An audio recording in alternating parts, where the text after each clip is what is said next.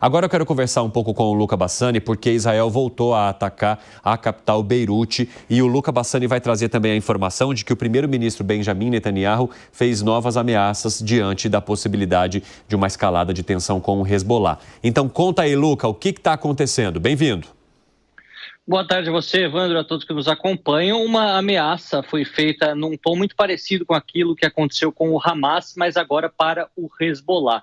O primeiro-ministro Benjamin Netanyahu disse que caso o Líbano e o exército libanês não se livrem do Hezbollah, que atua dentro do país com uma organização paramilitar, o país poderá sofrer um mesmo grau de destruição e sofrimento, assim como foi observado dentro da faixa de Gaza. Então, ele está utilizando aquele caos humanitário, tudo que acontece dentro da faixa de Gaza desde o ano passado, como um exemplo para que as instituições do Líbano, que de fato é um país soberano, internacionalmente reconhecido pelas demais nações do mundo, possa tomar essas questões como questões internas e se livrar de fato do Hezbollah. Nós sabemos que no aspecto da prática isso se mostra muito difícil, dado que o Hezbollah é calculado em ser mais poderoso militarmente, com armamentos mais modernos e mais homens que o próprio exército do Líbano, que administra um país à beira do colapso econômico.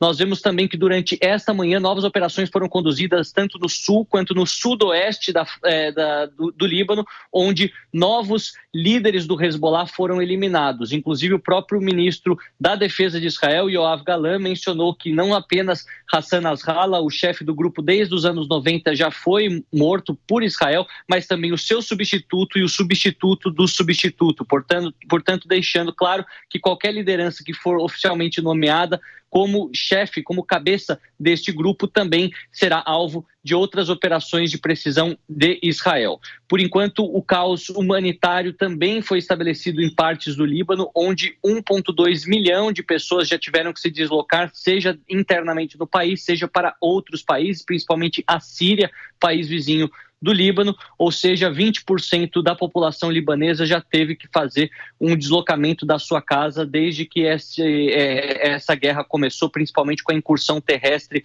de Israel. Nós continuaremos, como sempre, acompanhando. Rapidamente, eu queria saber como é que tem funcionado e como é que tem se manifestado os países que até então se colocavam como aliados de Israel diante dessa ofensiva que parece avançar a partir de uma determinação e de uma estratégia traçada pelo próprio Benjamin Netanyahu. Eles continuam embarcados? Olha, Evandro, nós vemos que grande parte da diplomacia europeia, chefiada por Josep Borrell, representando a União Europeia, pedem um cessar-fogo de pelo menos 21 dias, ou seja, 3 semanas de paralisação de hostilidades entre Hezbollah e Israel.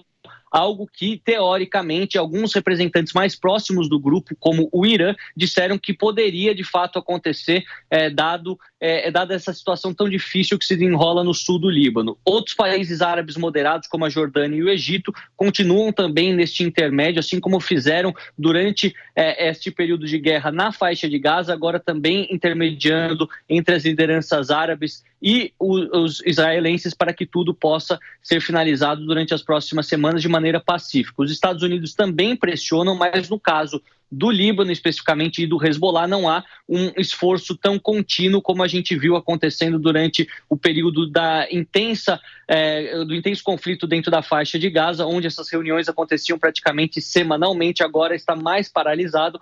Mas, de fato, a gente vê um crescimento de uma postura anti-Israel, pelo menos anti-Benjamin Netanyahu, neste momento em que uma guerra se espalha pelo Oriente Médio e o balanço depois deste ano, ele é bastante preocupante, considerando o número de vítimas, seja israelenses, árabes, sejam também outras etnias que vivem no Oriente Médio, assim também como o caos econômico que isso pode causar, dado a posição estratégica do Oriente Médio, como produtor de commodities energéticas e também a rota comercial de tantos produtos do mundo que vão do Oriente ao Ocidente.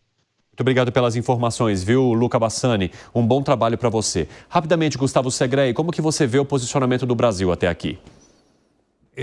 Do ponto de vista ideológico, não é favorável a Israel, mesmo que nós sabemos que no dia 7 de outubro do ano passado teve uma invasão do ato terrorismo de Hamas para Israel, mais de 200 pessoas sequestradas, assassinadas, estupradas, crianças colocadas no forno, e isso não foi suficiente como para tomar uma posição.